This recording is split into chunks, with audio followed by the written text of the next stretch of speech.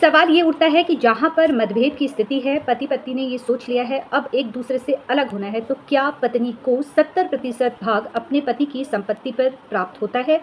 देखिए, जैसा कि आप सभी लोगों को मालूम है कि तलाक 2 तरह से होता है। एक तलाक वो होता है जहाँ पर दोनों पक्षकार आपस में ये चाहते हैं कि हम दोनों अब अलग हो जाएँ, तो वहाँ पर आपसी सहमति से तलाक लिया जाता है। और दूसरा होता है जहाँ पर एक पक्षकार तलाक लेना चाह रहा है और दूसरा पक्षकार वहाँ पर तलाक नहीं देना चाह रहा है। तो 2 तरह से तलाक लिए जाते हैं।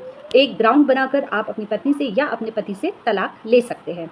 तो एक हो गया जहाँ पर आपसी सहमति से आप तलाक की माँग कर रहे हैं और दूसरा हो गया कि बिना आपसी सहमति से आप लोग तलाक लेने के लिए न्यायालय में उपस्थित होते हैं।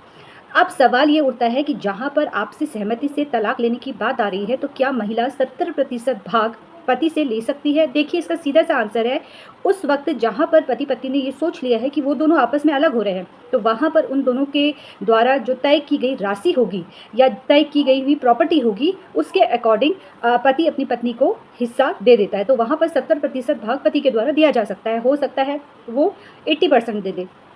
अब सवाल दूसरा उठता है जहाँ पर एक पक्षकार जो है तलाक लेने के लिए न्यायालय पहुँच गया है। तो वहाँ पर जब तलाक लेने की बात आती है तो ये देखा जाता है कि किस तरह से ग्राउंड है, क्या घटना घटी है, किस तरह से पति के द्वारा या पत्नी के द्वारा तलाक की माँग की गई है। और जब वहाँ पर न्यायालय सारी चीज़ें देखता है तो वहाँ पर अगर पत्नी पति को छोड़ के गई है या हम कह सकते हैं कि जहाँ पर पत्नी की गलती है, जहाँ पर पत्नी जॉब करती है, तो वहाँ पर उस महिला को पति की संपत्ति पर किसी भी प्रकार से कोई भी अधिकार प्राप्त नहीं होगा, चाहे वो अधिकार पत्नी के द्वारा मेंटेनेंस के तौर पे माँगा जा रहा है या एलिमनी के तौर पर माँगा जा रहा है। अब सवाल ये उठता है कि जहाँ पर पत्नी पढ़ी-लिखी नहीं है, उस स्थिति में क्या होगा?